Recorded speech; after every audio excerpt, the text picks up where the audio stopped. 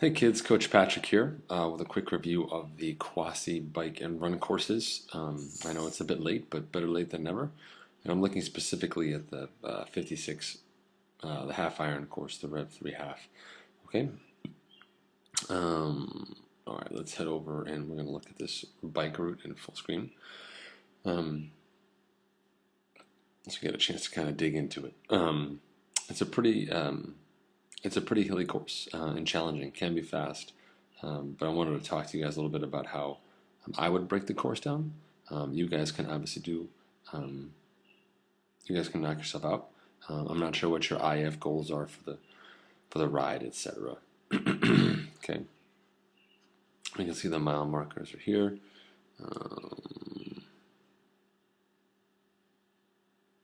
Is that helpful? Every 10.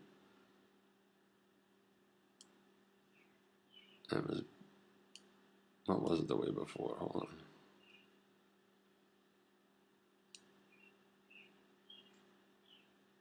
Let's see. I don't know what I did. No, it's even worse than it was before. All right. Turn off those distance markers. How does that sound? We'll make those go away right now. And we will show the elevation. Okay. I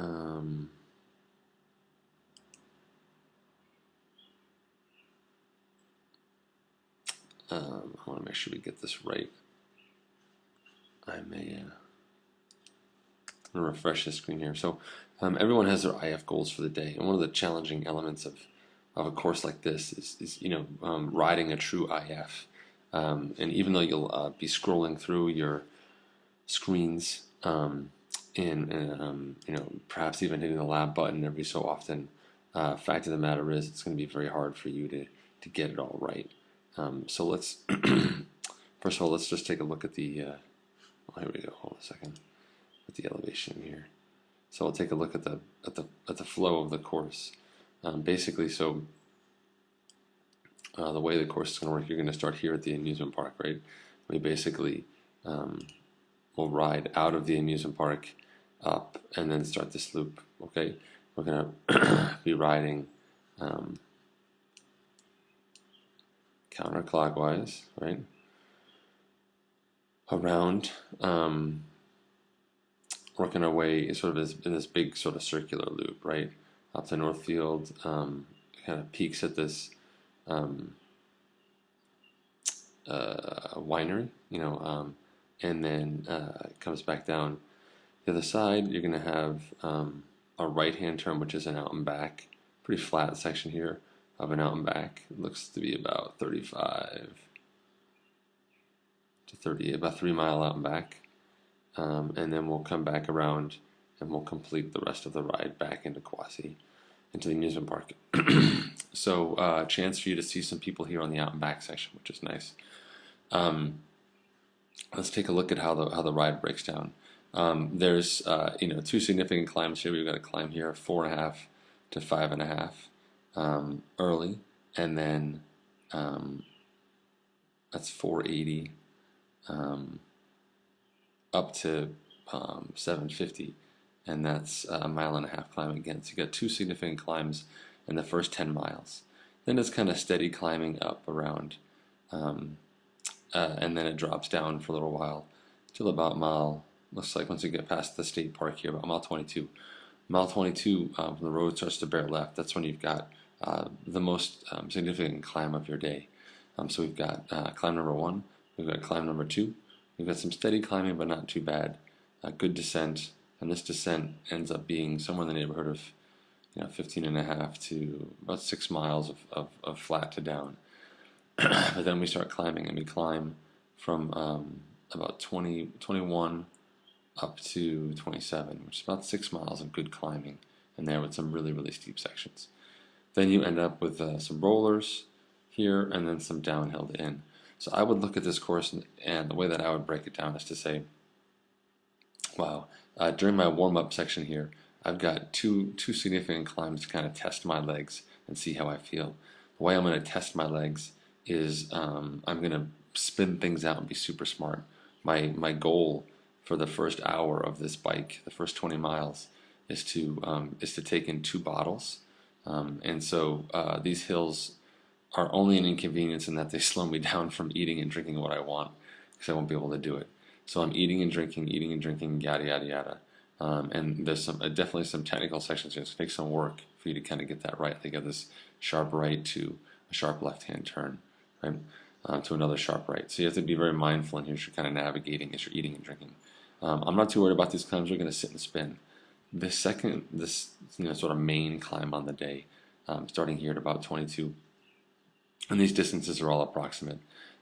Starting here at this section, this is a really steady climb, and this, if you're looking to like win your age group or something, this is going to be kind of a separation climb where you have to decide what you want to do. The first 2 climbs will give you a sense of how you feel. I definitely recommend people be conservative here. If you're riding whatever percentage of IF you're riding on your bike or effort level you're riding, I wouldn't go much higher than 5% on those watts. So if you were going to ride 85%, I would still just sit on 85% for this climb. Obviously the goal is to have the lowest VI possible on this course, but see what that 85% gets you. This is certainly worth a drive through on the day before if you have a chance to kind of go check that out and see what that looks like. Okay. Once you get through about halfway on the day, then you've got mostly rolling to downhill with a slight incline at the end.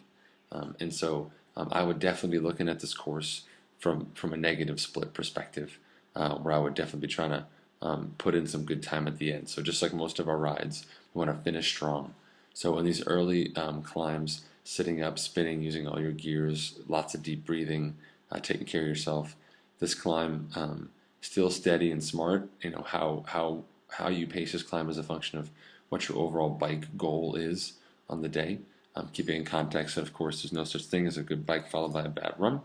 And then looking to finish strong on the second half of that bike. Okay, hope that helps. Let's transition now quickly to the run course. And let me pull in the full screen. Just a second. This run is also a loop. Let's check it out here. It's run in a clockwise direction. The bike is counter-clockwise, but the run is clockwise. Okay, in this case, they've kind of got a bunch of sort of junky miles, but lots of great opportunities for you to see people. So basically, the way the course is going to work, you're going to run around in this sort of clockwise shape loop. You're going to have, basically a half mile out and back here. Let's see, about half mile out and back in this section, right? Which is kind of down and then back out again. You got to climb through about mile 7 to mile 8, and then it's downhill in. And the way it goes downhill in is you run back in, take a left before the finish, and you do a little, this little admin section here where you run down, around, out, and back in again. So you have another sort of 3/4 mile chance to see people right here on an out and back. So you got 2 out and backs, which is kind of nice to kind of check in on people and see where you're at. You come back in, go underneath the road you started on, loop around, climb up a little bit to the main road, and finish.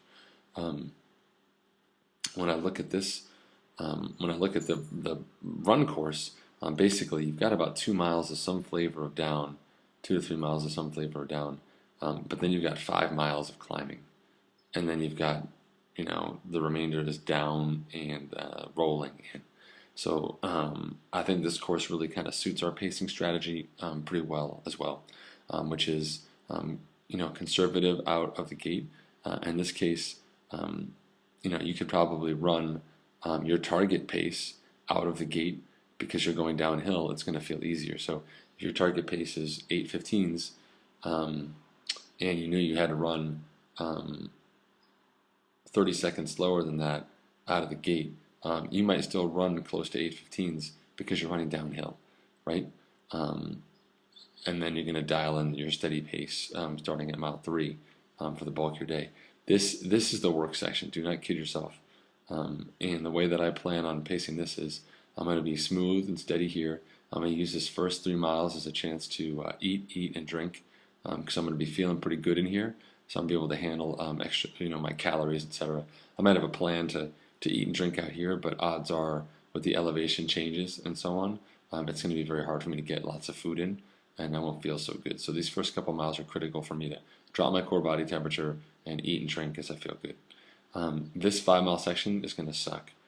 Do not kid yourself. The splits will not look good, and you have to be mentally ready to kind of get through those sections.